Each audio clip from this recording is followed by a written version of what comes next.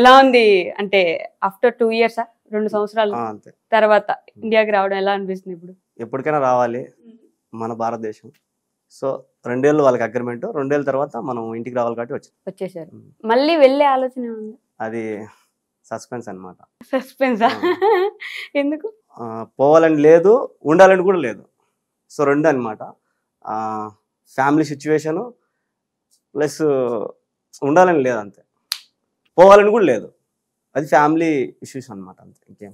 Okay, పోవాలని లేదు అనేది ఫ్యామిలీ కోసం, ఉండాలని లేదు అనడానికి రీజన్ అంటే డబ్బు అంతే. ఇక్కడ ఉంటే అంత ఇన్కమ్ రాదు అంతే, అంత రాదు కాబట్టి. ఇప్పుడు ఎలాగో యూట్యూబ్ ఛానల్ ఉంది, ఇప్పుడు ఉంది. జనాలు ఇదే విధంగా నన్ను ఆదుకుంటే ఉంటా, లేదు ఈ 3 months లో నన్ను ఏదన్నా ఇదైందంటే నేను మళ్ళీ వెళ్ళాల్సి వస్తుంది. ఓకే, అంటే ఇప్పుడు ఇక్కడ నుంచి ఇక్కడికి వచ్చిన తర్వాత మళ్ళీ ఎన్ని మంత్స్ గ్యాప్ లో వెళ్ళిపోవాలి? 3 months. 3 months లో రిటర్న్ అయిపోవాలి. అదే ప్లేస్ కి వెళ్తారా? అదే ప్లేస్, సేమ్ వాళ్ళ ఇంటికి అక్కడికి వెళ్ళాలి. ఓ ఓకే. సో ఆర్జేపీటీ అంటే ఏంటండి? రాజంపేట.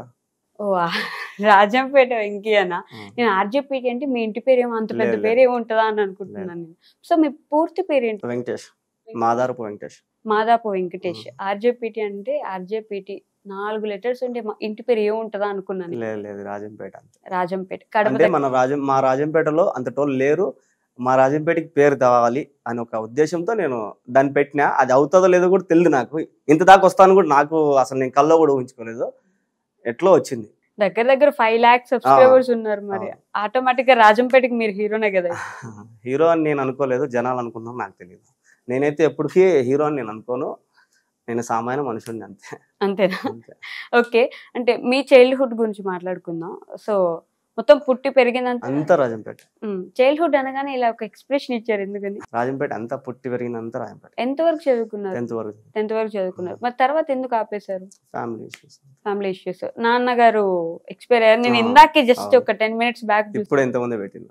ఓకే, ఆయన 10 years బ్యాక్ ఎక్స్పీరియన్స్. మరి 10 years మీకు 10th అంటే అప్పటికి ఉన్నారు కదా? నేను 10th లో నేను 10th చదివేటప్పుడు ఉన్నాడు.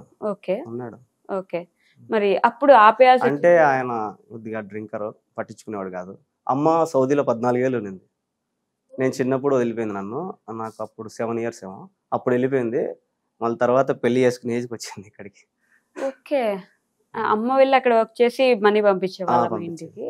ఓకే, ఇప్పుడు అమ్మ ఇండియాలో ఉంది, నేను పోయినా, మీరు కువైట్ వెళ్తున్నారు. సో మొత్తానికి మీరు అమ్మతో దగ్గరగా ఉన్నది చాలా తక్కువ. అవును, చాలా తక్కువ. ఓకే, ఇప్పుడు ఏం చేస్తున్నారు అమ్మ మరి? ఇప్పుడు అంటే మా వృత్తి మేము చాకలే, సో ఐరన్ చేస్తాం. ఓకే, అండ్ మీ దాంట్లో ఇందాక నాన్న గురించి చెప్పినప్పుడు కూడా కింద కామెంట్స్ అందరూ జై రజాకార్ అని పెట్టారు. సో మంచి వృత్తి అండి. ఒకప్పుడు నేను చెప్పుకునేవాడిని కాదు నేను చాకలి అని, కానీ ఇప్పుడు గర్వంగా చెప్పుకుంటా నేను చాకలి. అప్పుడు ఎందుకు చెప్పుకోలేదు? ఏమో అప్పుడు కొద్దిగా నా ఎమోషన్ అన్నమాట, చిన్న వయసు తెలియదు నాకు.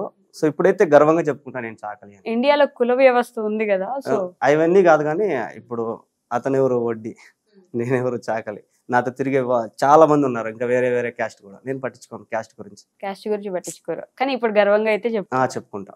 ఓకే, సో 10th అయిపోయిన తర్వాత ఏం చేశారు మీరు? నేను నాకు చెప్పాలంటే చాలా ఉన్నాయి. ఒక్క పని కాదు, నేను మెకానిక్ చేసిన, ఆటో తోలినా, కార్లు తోలినా, బేల్దారి పని పోయినా, ఇంకా అన్ని పనులు చేసిన. ఈ పని అని లేదు, అన్ని పనులు చేసిన. ఫ్రూట్స్ అమ్మిన రోడ్ల మీద, అన్ని చేసిన. ఈ పని అని లేదు. సో ఎందుకు ఇప్పుడు దేవుడి దయ వల్ల నేను కొద్దిగా హ్యాపీగా ఉన్నాను. అప్పుడు అమ్మ అక్కడ ఉన్నారు కదా, నాన్న డ్రింకర్ పట్టించుకోలేదు. మరి ఎవరు? 3 అక్క చెల్లెళ్ళు. సో 3కి పెళ్లి చేయాల్సిన హక్కు మా అమ్మకి లేదా నాకు. నేను చిన్నోడిని, నా వల్ల కాదు కాబట్టి మా అమ్మ సంపాదించినంత అక్క వాళ్ళకి పెళ్లి చేయడము. సో అది అలా అయిపోయింది. మీరు ఎవరి దగ్గర ఉండేవాళ్ళు? నేను అక్క దగ్గర ఉన్నా. మళ్ళీ తర్వాత మా నాన్న, మా పెద్దయ్య ఉన్నాడు. మా నాన్న ఎక్స్పైర్ అయిపోయిన తర్వాత అమ్మ వచ్చింది. అమ్మ వచ్చి మళ్ళీ వెళ్ళింది. అంటే అమ్మ వచ్చి నాకు పెళ్లి చేసి వెళ్ళిపోయింది అనమాట.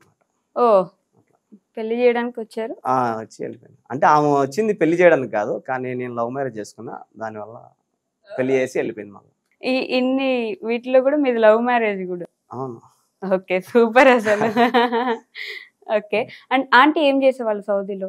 హౌస్ ఇంట్లోనే, ఇది అంటారు కదా, ఇంట్లో పనులు ఉంటాయి కదా, అక్కడ ఎక్కువ. వీళ్ళంతా అక్కడ పోయేదంతా చదువు లేని వాళ్ళంతా పోయేది ఈ పని పోయేదే. ఇప్పుడు డ్రైవింగ్ కానీ, లేదంటే దివాని అని ఉంటుంది, దివాని పని కానీ, లేదా ఇంట్లో వర్క్ కానీ, హౌస్ బాయ్ కానీ, వంట చేసానికి కూడా మగవాళ్ళు కూడా పోతా ఉంటారు. సో ఈ పనులకే చదువు లేని వాళ్ళు, చదువుకున్న వాళ్ళు కూడా పోతా ఉంటారు. సో అది మాత్రం మనకు తెలియదు. ఇదైతే మా బ్యాచ్ అన్నమాట. ఓకే. అంటే బేసిక్ గా ఇండియా నుంచి పక్కన దేశాలకు వెళ్ళడానికి ఎక్కువ మంది ఇష్టపడుతూ ఉంటారు కదా, రీజన్ ఏమై ఉంటుంది అనుకుంటున్నారు? డబ్బు. ఇక్కడ తక్కువ వస్తుంది. అట్లా ఏం లేదు, ఇక్కడ అంతకు మించి సంపాదించుకోవచ్చు, కానీ ఇక్కడ నిలబడదని ఒక కారణంతో అక్కడికి వెళ్తారు అంతే. ఇప్పుడు నేను ఇక్కడ ఇంకా ఎక్కువ సంపాదిస్తా అక్కడికన్నా, కానీ ఇక్కడ నిలబడదు అంతే. అది ఒక కారణంతో అక్కడికి వెళ్తారు. అక్కడ మొత్తం ఫుడ్, రూము అన్నీ గడిచిపోతాయి. బయటికి పోయేదానికి ఒక్క ఛాన్స్ కూడా ఉండదు. నెలాపోతే ఒక చుట్టూ ఉంటుంది అనమాట. ఆ నెలాపోతే బయటికి పోతారు. సో అప్పుడు పోయినప్పుడు ఒక 10 దినాలు ఖర్చు వస్తుంది అంతే. అదే ఇక్కడ ఉంటే డైలీ నువ్వు బయటికి పోతానే ఉంటావు, ఖర్చు అయిపోతానే ఉంటావు. సో అదొక కారణంతోనే అక్కడికి వెళ్తారు. సో ఇక్కడ నుంచి డబ్బులు ఖర్చు పెట్టేస్తాము అక్కడ ఉంటే అంతే. కానీ అక్కడైతే గొడ్డు చాకిరీ చేస్తారు కదండి ఎవరైనా సరే. అటు వెళ్ళారంటేనే వాళ్ళు ఏదున్నా చేయాల్సింది. అవును, ఖచ్చితంగా చేయాల్సింది. వాళ్ళు ఏది చెప్పినా చేయాల్సింది. చెప్పులు తెమ్మన్నా తేవాల్సింది. అదే నేను చూసాను మీ వీడియోస్, లిటరల్లీ ప్రతి వీడియోలో మీరు చెప్తూ ఉంటారు. చాలా మంది చెప్పొద్దు అట్లా అంటారు, కానీ నేను పచ్చిగా నిరూపియాలి మొత్తం. ఇంకొక జనరేషన్ రావాలంటే భయపడాలా. సో నా టార్గెట్ ఏంటంటే ఇంకొక జనరేషన్ అన్న ఆపేయాలి పోయిటికి రాకుండా. ఇది నా టార్గెట్. ఇప్పుడు వీడు కూడా పోవాలన్నాడు, వాడిని కూడా నేను ఆపేసిన. కొంచెం చదువుకొని వెళ్తే అప్పుడేమైనా యూజ్ ఉంటుంది అంటారా? చదువుకొని జాబ్స్ చేయడం అట్లయితే పర్లేదు, బాగానే ఉంటుంది. ఇట్లా ఇళ్లలో అంటే బెస్ట్. కొన్ని ఇల్లులు మంచిగా ఉంటాయి. ఇప్పుడు మా సార్ వాళ్ళు చాలా మంచి వాళ్ళు బాగా చూసుకుంటారు నన్ను. పని మాత్రం మామూలే, ఇంకా అన్ని ఇళ్లలో ఉన్నట్టే ఉంటుంది. కానీ మా మనుషులు మాత్రం చాలా మంచి వాళ్ళు. సార్ కానీ మేడం కానీ చాలా మంచి వాళ్ళు. అందరు అలా ఉండరు కదా? అందరూ అట్లా ఉంటారు. అయినా మన దేశంలో ఉన్నంత ఇది పక్కన దేశంలో ఖచ్చితంగా ఉండదు కదా. మనది మన దేశం, మన ఇల్లు మన వాళ్ళు అనే ఒక ఇది ఉండదు. అది మిస్ అయ్యారు అక్కడ బాగా? చాలా. రోజు ఎప్పుడైనా ఫోన్లు చేస్తుంటారు ఇంటికి? అంత టైం ఉంటుందా మీకు? అస్సలు మాట్లాడను. ఏమి బాగున్నావా, తిన్నావా, పనుకో అంతే. మాట్లాడను. ఎక్కువ మాట్లాడితే ఇంకా మనకు వచ్చేది అనిపిస్తుంది అంతే. ఏడుపు వస్తుంది అక్కడ ఉంటే. ఇంకా గుర్తు చేసుకోవడం వీళ్ళ గురించి. మీరు వచ్చిన తర్వాత మీ వీడియో చూసాను. అంటే మీ మమ్మీని కలవడం, మీ అక్కని కలవడం. మీ అక్క అయితే పాపం రోడ్డు మీద పరిగెట్టుకుంటూ వచ్చారు. అమ్మ కూడా, అమ్మ దగ్గరికి వెళ్ళి అమ్మని నేను సర్ప్రైజ్ చేస్తాను మీరే ఏడ్చుకుంటా. మీరే. నాకు నా వల్ల కాలేదు అమ్మని చూస్తానే, ఎందుకంటే నాన్న ఎక్స్పైర్ అయిపోయినాడు. నాకు ఆమెను చూస్తానే ఆమె నాకు దూరం అయిపోతానని బాధ వేసేసి. ఎందుకు అలా సడన్ గా చూడగానే? అంటే ఆమె తగ్గిపోయింది అనమాట. బాగుంది, లావు చాలా తగ్గిపోయింది అనమాట. దానివల్ల నాకు భయం వేసేసింది. హెల్త్ ఇష్యూస్ ఏం లేదు, బాగుంది ఆమె. ఇప్పుడు కూడా ఐరన్ చేస్తుంది అంటే మీరు నమ్మండి. స్ట్రాంగ్ ఉంది, బాగా చేస్తుంది. అసలు నేను ఆపే అమ్మ అంటే కూడా ఆపదు, నాకు అవసరం లేదు, నేను చేసుకుంటా అంటది. సో అంత స్ట్రాంగ్ అనమాట. వాళ్ళ అమ్మ ఇప్పటికి ఉంది, 100 దాటినే ఆమెకి. ఓకే. మరి ఇక్కడ మీరు ఏడ్చేది ఎందుకు? ధైర్యం ఉండాలి అంటే భయం అంతే. అంటే పెద్దవాళ్ళు ఉండాలి కదా ఇంటికి అనేవాళ్ళు. సో ఆయన మిస్ అయినాడు, ఈమె కూడా ఆడ మిస్ అవుతాను భయం. అది నిజంగా చాలా మంది మనం చిన్నప్పటి నుంచి అమ్మ వాళ్ళు నిద్రపోతుంటే వెళ్ళి శ్వాస వస్తుందా లేదా అని చూసుకుంటారు కూడా చాలా మంది. అదేమో కానీ అదన్నీ కూడా మిస్ అయినా నేను. మా అమ్మ దగ్గర తెలియని వయసులోనే వెళ్ళిపోయింది. అన్ని తెలిసిన తర్వాత వచ్చింది, కానీ నా పక్కన పెళ్ళాం వచ్చేసింది. సపరేట్ ఇళ్లలో ఉంటారు? లేదు, అమ్మ వస్తూ ఉంటది, మన దగ్గరే ఉంటది. ఐరన్ మాత్రం ఆడుంటది. ఐరన్ మాత్రం అక్కడ పెట్టుకుంటారు. సో మీరు 10th అయిపోయిన తర్వాత ఇన్ని పనులు చెప్పారు కదా, మరి ఒక్క పనులు 10th కాకముందే ఎన్ని చేసిన రోజులు కూడా ఉన్నాయి. చదువుకుంటానే హాలిడేస్ లో షాప్ పోవడము, మెకానిక్ సెట్లకు పోవడము. ఎందుకు ఎవరైనా చేయమని అడిగేవాళ్ళ మీ ఇంట్లో? అంటే అట్లా చేయమనేది కాదు, సపోర్ట్ లేక అంతే. నాన్న డ్రింకర్ అనమాట. ఇంకా హౌస్ మాకు రెంటే. మరి చాలా ఎక్కువ డ్రింక్ చేస్తారా? ఎక్కువ. నా దగ్గర కూడా పెరుక్కొని తాగిన రోజులు కూడా ఉన్నాయి. మీరు ఏదైనా పని చేసుకొని వస్తే అది పెరుక్కొని పోయి తాగొచ్చిన రోజులు కూడా ఉన్నాయి. కొట్టేవాళ్ళ మిమ్మల్ని ఎప్పుడైనా? భయంకరంగా.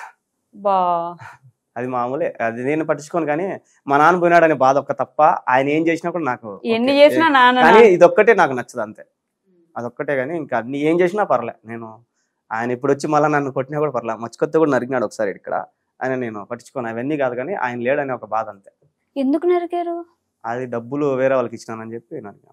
అంటే కత్తి బేసేటప్పుడు మా అమ్మ పట్టుకుంది, లైట్ గా తెగింది అనమాట. అమ్మో, అంటే నిజంగా చంపాలని అనుకోండి అంతే. చాలా కోపిస్తుడు అనమాట. కోపం చేస్తే మీకు కూడా వచ్చిందా కోపం అట్లా? ఓకే.